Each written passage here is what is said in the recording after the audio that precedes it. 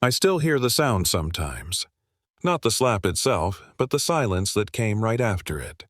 That heavy, uncomfortable quiet where everyone suddenly realizes something has gone very wrong, but nobody quite knows what to do about it. You know what I mean?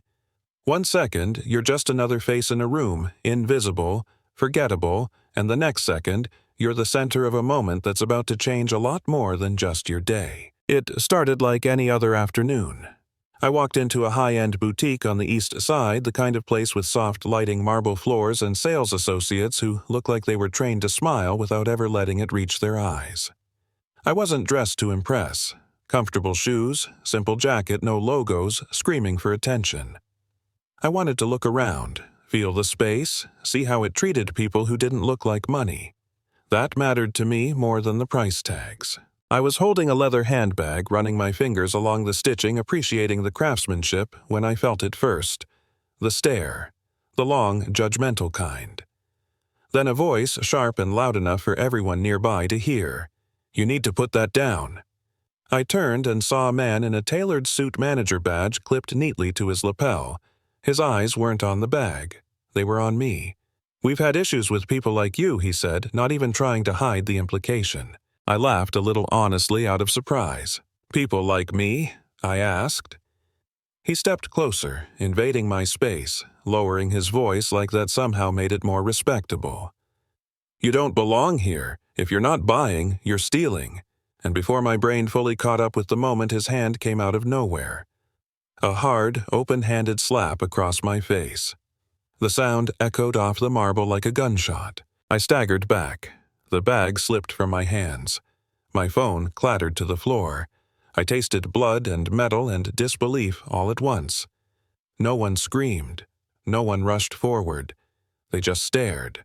A few phones came up shaky, unsure, but recording anyway. That's when I realized something important. This wasn't just happening to me. This was being witnessed. I knelt down slowly, partly because my legs felt weak, partly because I refused to give him the satisfaction of seeing me panic. Inside, though, my chest was tight. I'd been underestimated my whole life. Too quiet, too plain, too old, too different. And right there on that cold floor, I felt all of it pile up at once. But instead of breaking me, it did something else. It focused me. The manager crossed his arms smug like he'd just put a problem in its place. "See?" he announced to the room. Caught her in the act. A woman nearby nodded along, clutching her purse a little tighter, like my presence alone was contagious. "They always try something," she whispered to her friend. I picked up my phone. The screen cracked, buzzing with missed calls. I glanced at it, then looked up at him. "Are you sure," I said quietly, "that this is how you want today to go?" He laughed. Actually laughed. "You threatening me now?" he said. "Get out before I call security." I stood up slowly, brushed the dust off my jacket, and took a breath. My cheek was throbbing, but my voice was steady. "No," I said. "I'm not threatening you. I'm asking if you understand consequences." That's when my phone rang again. I answered it, put it on speaker, and held it between us. "Hey," I said calmly. "I'm running late. Something came up at the store." The voice on the other end paused. "Do you need us to delay the meeting?" it asked. A few heads turned. The manager's smile flickered just for a second. "Yes," I replied. "I'm having a situation with the staff. I'll explain shortly." Suddenly, the room felt smaller. A man near the door lowered his newspaper and started filming openly now. The assistant manager appeared drawn by the tension and immediately sided with her boss. "Ma'am, you need to leave," she said. "We don't tolerate shoplifting." She reached for my wallet, pulled out a card, and scoffed. "This isn't yours," she said. "Cards like this don't belong to people like you." That was the moment something shifted. Not just for me, but for them. Because when she said that, and when the camera zoomed in, and when the murmurs turned into whispers, they realized this wasn't staying inside these walls. The call on my phone ended, and I slipped it back into my pocket. "You might want to give that back," I said. She hesitated, then laughed nervously. "Or what?" The store director rushed in heels, clicking eyes darting around at the phones, the blood, the growing crowd. "What is going on?" she demanded. The manager pointed at me. She attacked me, he lied without blinking. I tilted my head, studying him.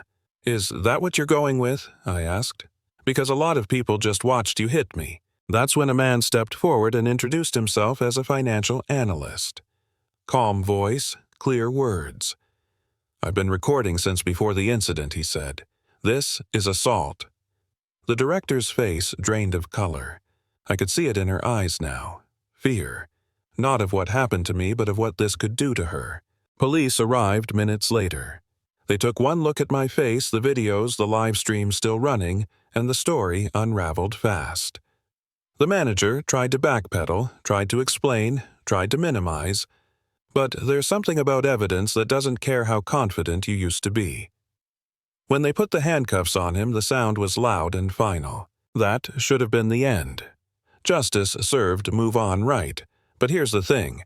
I didn't come there by accident. I was evaluating the store, the staff, the culture.